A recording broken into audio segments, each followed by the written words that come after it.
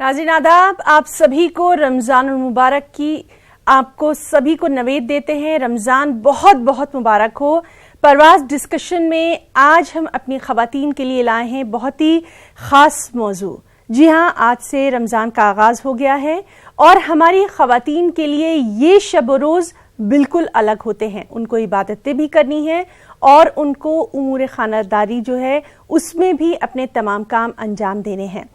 पहला अशरा है, पहले अशरे में क्या कुछ ख़ास दुआएं होनी चाहिए, किस तरह से जो ख़वातीन हैं उनकी ज़िम्मेदारियां पहले अशरे में बढ़ जाती हैं और समाजी तौर पे इस पहले अशरे की क्या कुछ अहमियत है, किस तरह के रूहानी जो मनाजिर हैं वो हमें देखने को मिलते हैं।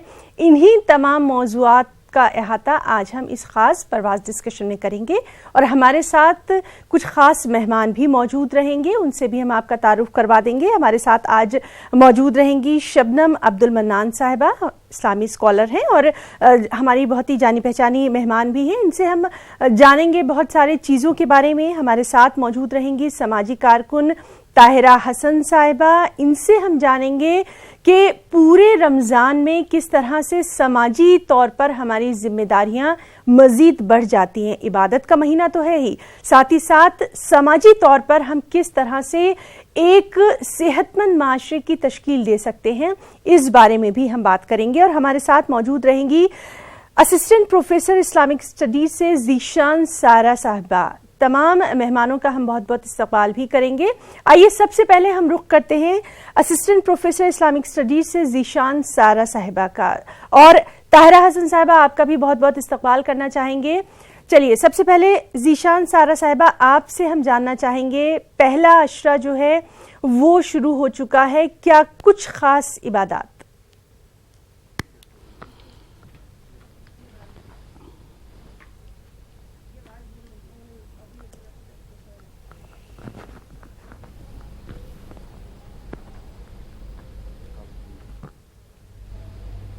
ज़ीशान सारा साहिबा, आपको हमारी आवाज आ रही है?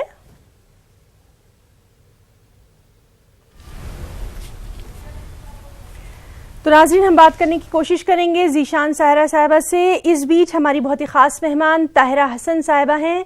ताहिरा साहिबा, रमज़ान की शुरुआत जो है वो हो चुकी है और आज के जो मुआशरा है, ख़ास तौर से हम जिस तरह के नफसा नफसी के माहौल में हैं, तो रमज़ान की अहमियत कहीं बढ़ जाती है।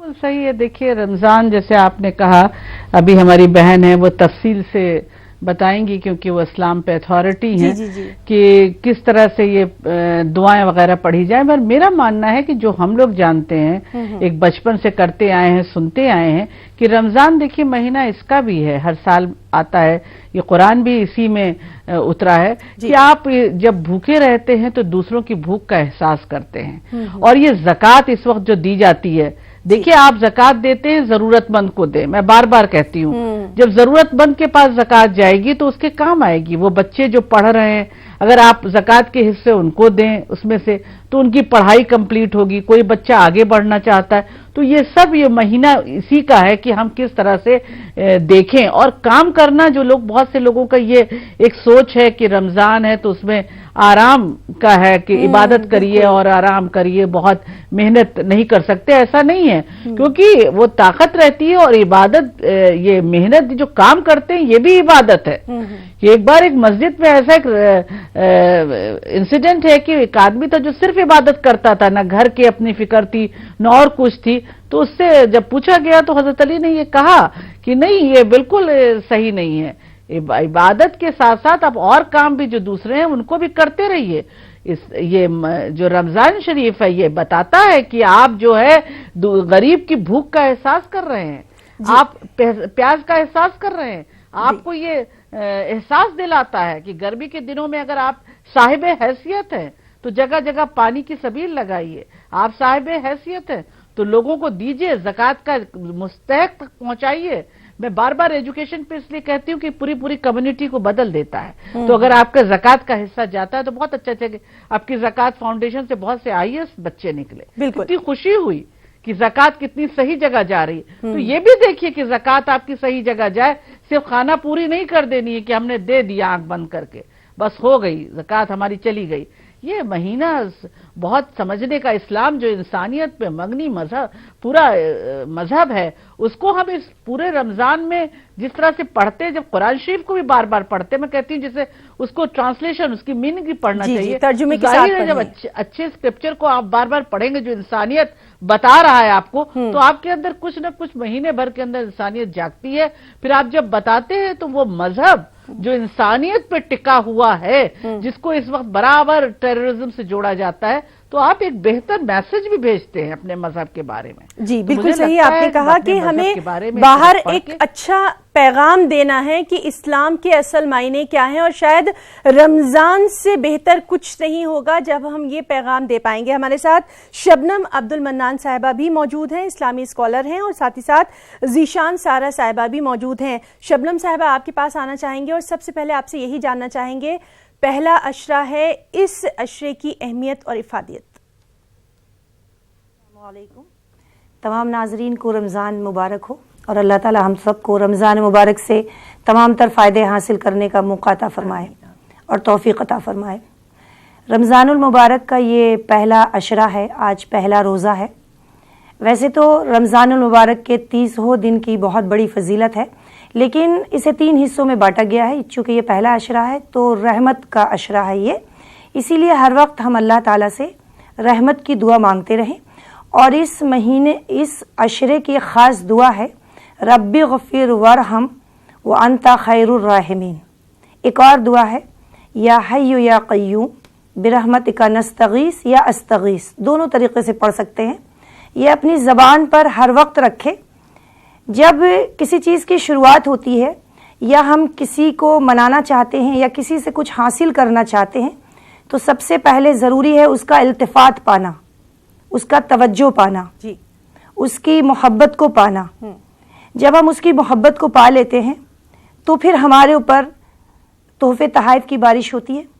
اور جب تحفے تحائف کی بارش ہوتی ہے تو اس کے بعد جو محبت کرنے والا ہے، جن کی محبت کو ہم چاہ رہے ہیں، وہ ہمیں گلے سے لگا لیتا ہے. تو یہی یہ مہینے کو 3 حصوں میں بانٹا گیا ہے، پہلا رحمت کا، دوسرا برکت کا، اور تیسرا مغفرت کا.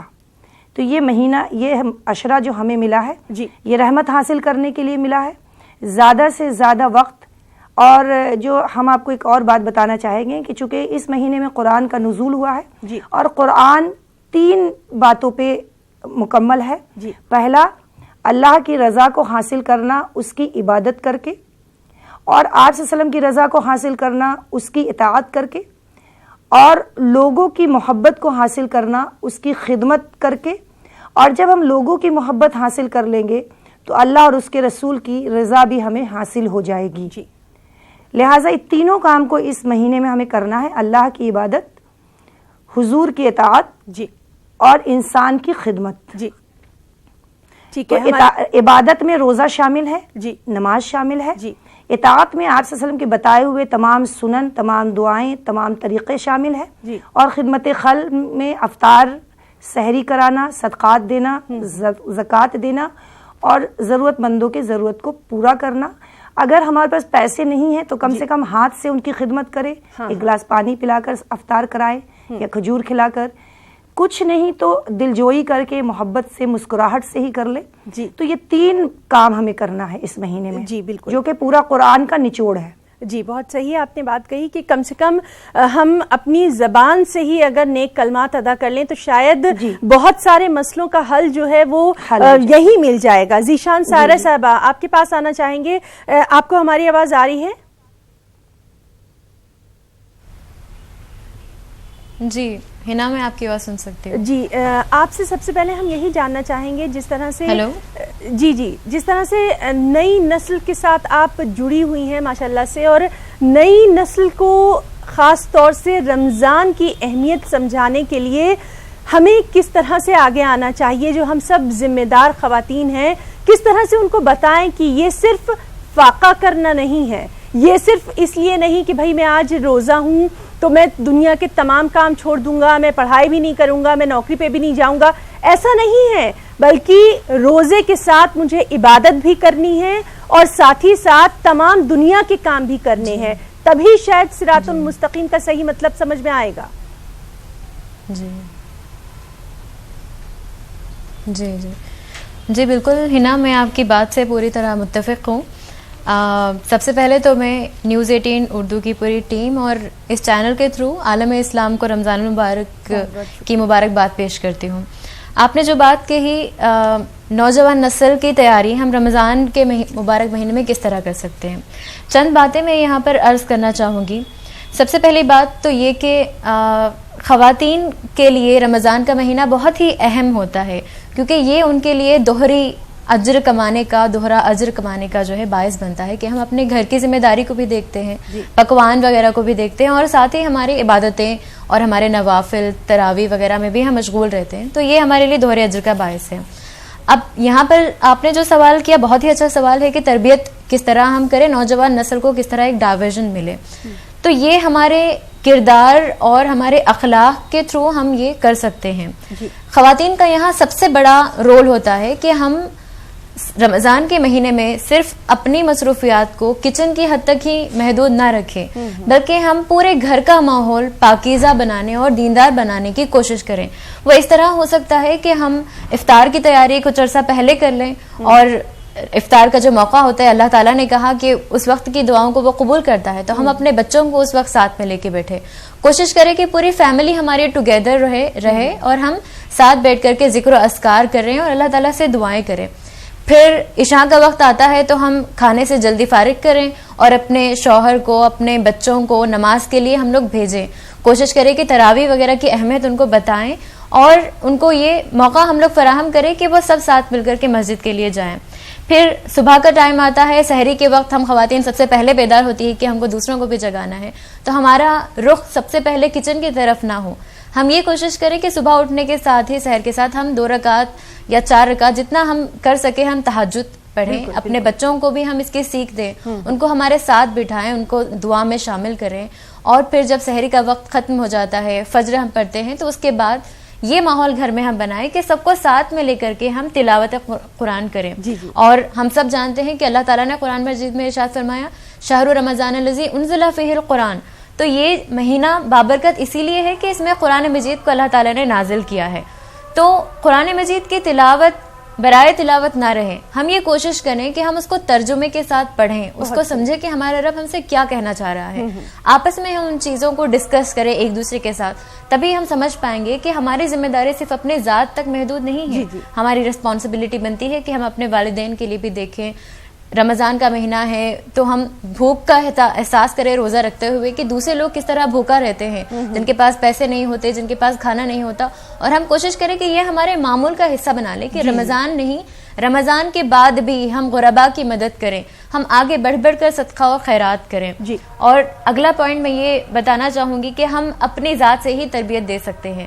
رمضان کا مہینہ آتا ہے، اللہ تعالیٰ نے خود اس کی اجازت دی ہے کہ ہم اچھے اچھے پکوان کریں یا عید کے لیے ہم تیاری کریں، اچھے کپڑے پہنیں، لیکن عموماً یہ ہوتا ہے کہ ہمارا زیادہ وقت ہم شاپنگ میں صرف کرتے ہیں، اپنے بچوں سمیت ہم بازار کی طرف رخ کرتے ہیں اور دن کا زیادہ تر وقت جاتا ہے، یا پھر سحری عشاء وغیرہ سے ہم فارغ ہو کر کے، آج کل مارکیٹس تو سحر تک چلتی ہیں، باہر کھانے پینے کی بھی کافی انتظام ہوتا ہے، تو ہم اپنے بچوں کے ساتھ شوہروں کے ساتھ بازار کی طرف چلے جاتے ہیں اور اپنا زیادہ وقت ہم جو ہے گویا شاپنگ کرنے میں گزار رہے ہیں. گویا ہم یہ خود اپنی ذات سے میسج دے رہے ہیں کہ رمضان کا مہینہ عبادت کرنے کا مہینہ نہیں ہے، بلکہ یہ شاپنگ کرنے کا مہینہ ہے، یہ صرف کھانے پینے کا مہینہ ہے.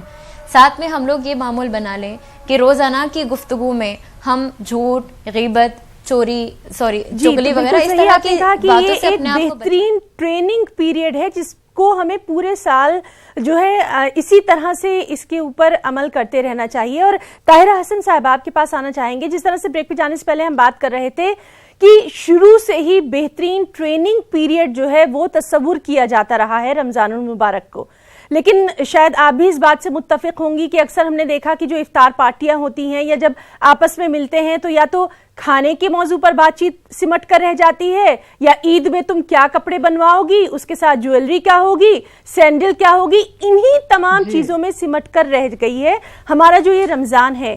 ان چیزوں سے کم اب تو ہمیں اوپر اٹھنا ہوگا اور سماج کی بہتری کے لیے سوچنا ہوگا. بالکل ہے نا، آپ بالکل صحیح کہہ رہی ہیں. ابھی جب ہماری ایک ساتھی کہہ رہی تھی تو مجھے یہی لگا برابر یہ بات ہوتی ہے. دیکھیں رمضان وہ مہینہ ہے. دیکھیے اسلام, میں نے کہا نا, اسلام وہ مذہب ہے جو ہیومن رائٹ کو ایڈوکیٹ کرتا ہے, عورتوں کی عزت کو ایڈوکیٹ کرتا ہے. 1400 سال پہلے, آج ہم فیمیل فیٹیسائڈ کے لیے لڑ رہے ہیں, اس وقت پروفٹ نے اس کو روکا تھا. تو میں نے کہا نا یہ ہیومن رائٹ, مانو ادھیکار, اس کا ایڈوکیٹ کرنے والا مذہب ہے, انسانیت پہ مبنی مذہب ہے. وے آف دا لائف, قرآن بتاتا ہے کیسے جیو, کیسے رہو, کہ ایک خوبصورت طریقے سے لگے کہ ہاں تمہارا مذہب انسانیت پہ ٹکا ہوا مذہب ہے. تو رمضان میں قرآن کو مجھے لگتا ہے بامانے بیٹھ کے اگر خود پڑھا جائے اور گھر میں لوگ پڑھیں زیادہ بہتر ہے, کیونکہ زیادہ کیا ہوتا ہے کہ زیادہ وقت یہی باتیں ہوتی ہیں کیسے صوفہ اور پردہ سب بدل دیا جائے, ہماری قمیض ان کی قمیض سے کیسے زیادہ صاف رہے.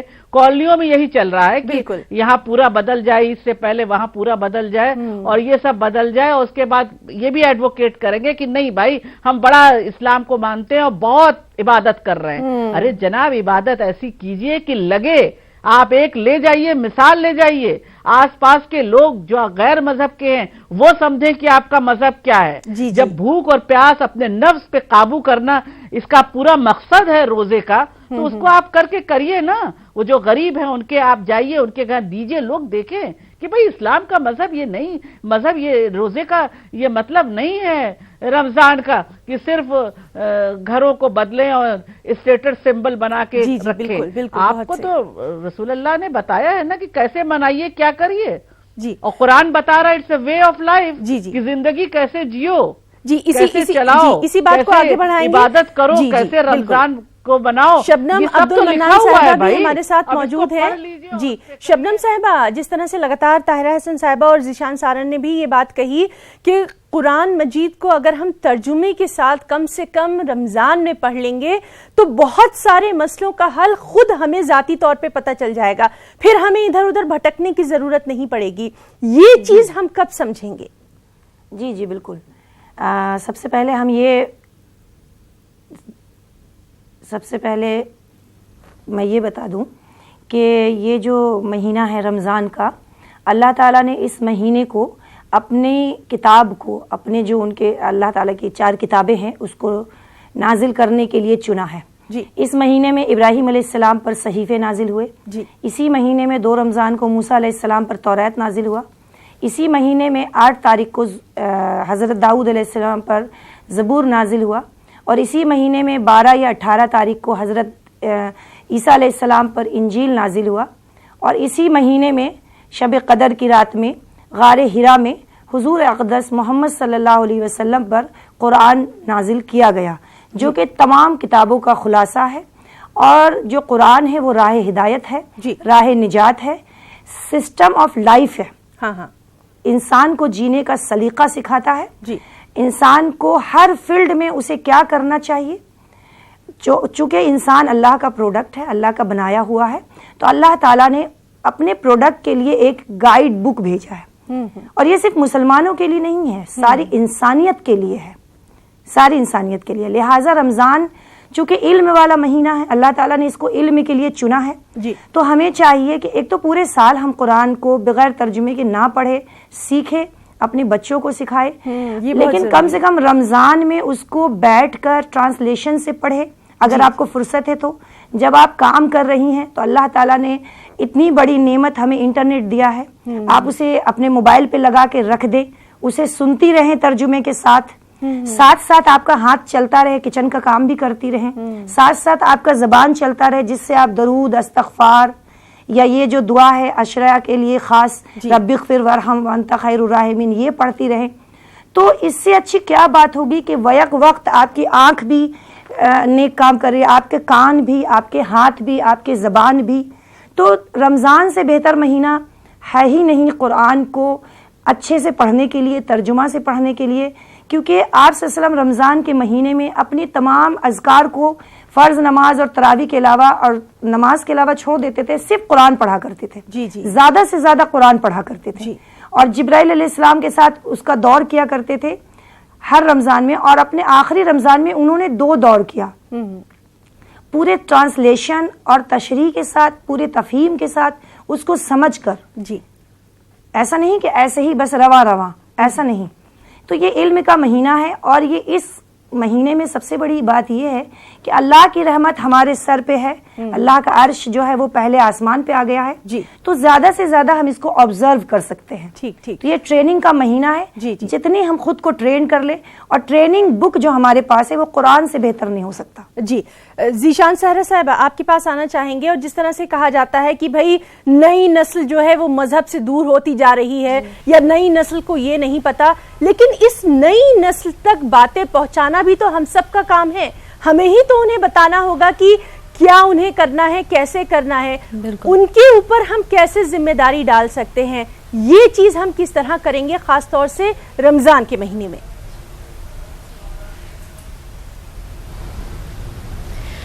جی بالکل, آپ کی بات سے میں اتفاق کرتی ہوں کہ یہ صرف اگر نوجوان میں ہم بے راہ روی دیکھ رہے ہیں تو اس کی ذمہ داری صرف انہی کے پر عائد نہیں ہوتی. ہم ان کو کیا ماحول فراہم کر رہے ہیں یہ بھی ایک ذمہ داری بنتی ہے. ایک مثال کے ساتھ میں آپ سے بات کروں گی کہ رمضان المبارک کا چاند نظر آتا ہے اور ہماری مسجدیں کھل جاتی ہیں, اور ساری مسجدوں میں بچوں سے لے کر کے نوجوان نسل اور بوڑھے سب اس میں جو ہے نماز پڑھنے آ جاتے ہیں. اور جیسے ہی عید کا چاند نظر آتا ہے اسی کے ساتھ مسجدیں ساری خالی ہو جاتی ہے. گویا جو عید کا چاند ہے وہ عید کی خوشی کے لیے نہیں آیا, بلکہ یہ پیغام دینے کے لیے آیا کہ اب رمضان المبارک ختم ہو گیا, اب آپ لوگوں کو مسجد آنے کی اجازت نہیں ہے.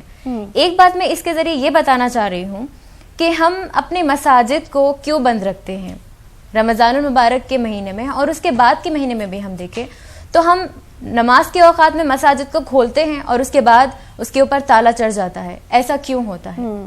ہمیں اپنے مساجد کو ہر وقت ہر کسی کے لیے اوپن رکھنا چاہیے کہ چاہے وہ مسلمان ہو چاہے وہ غیر مسلمان ہو, سب وہاں پر آئے, وہاں پر آرام بھی کرے, وہاں سے جو ہے واش روم وہاں پر بنا رہے جس سے وہ لوگ استفادہ کریں, پانی وغیرہ کی وہاں پر ہر وقت سہولت رہے, اور ان سے جو ہے سارے لوگ استفادہ کریں. یہ ہماری کمیونٹی کے جی. تو ہمارے پاس چونکہ وقت کی بے حد کمی ہے, اور ذیشان سہرا صاحبہ یہ ایک ایسا موضوع ہے جس پر ہم لگاتار بات کر سکتے ہیں, اور ابھی تو پورا مہینہ پڑا ہے. ابھی ہم نے آج یہ شروعات کی ہے اور ہمیں پوری امید ہے کہ ہمارا یہ جو خاص پروگرام ہے یہ شاید کچھ تو میسج جو ہے وہ عملی طور پر ضرور دے رہا ہوگا. اور ہم تینوں خاص مہمانوں کا اتنا قیمتی وقت دینے کے لیے بہت بہت شکریہ ادا کرنا چاہیں گے. طاہرہ حسن صاحبہ آپ کا بھی, شبنم عبد المنان صاحبہ آپ کا بھی, اور ساتھ ہی ساتھ ذیشان سہرا صاحبہ آپ کا بھی بہت بہت شکریہ ادا کرنا چاہیں گے. اور آگے بھی اسی طرح کے پروگرام کا سلسلہ ہم جاری رکھیں گے. تب تک کے لیے ہنا کو اجازت دیجیے. آداب.